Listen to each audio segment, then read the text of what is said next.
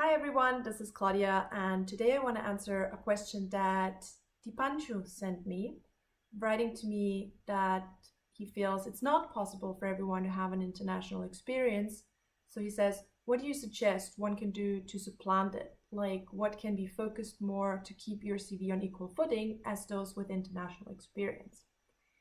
So, international experience is only one component in your CV and in your story. In my webinar, in the second point, I talked about multiple components that you can have: academics, work experience, writing, teaching, scholarships, projects that you work on, and especially your personal story.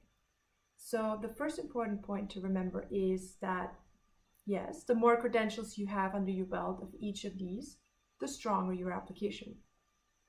But that doesn't mean that you need all of them. In fact, most people will not have all of them.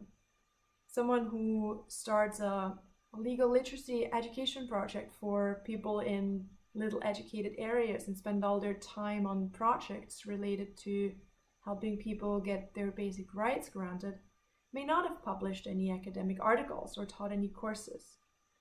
On the other side, someone who was teaching a lot may have done not many other internships or may not have gathered any other work experience.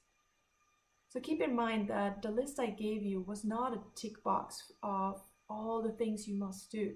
It was just an indicator of all the possibilities that you have to gather experiences and gather qualifications that you can put in your CV. And the second important point is to not forget that it's not about collecting assets for your CV. It's about building your personal story. And what you should do best really depends on your story, on your big goal.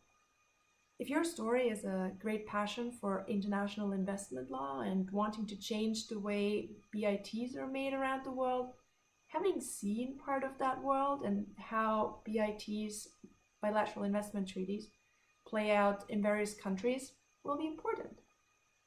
But if your passion is becoming a professor for constitutional law in your country, it'll be more important to have a strong asset on the research and writing and speaking part in your country and having done many things of that sort and in that country.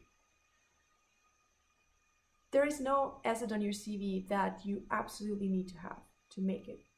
You need to gather the ones that show how passionate and how determined you are following the path that you have chosen.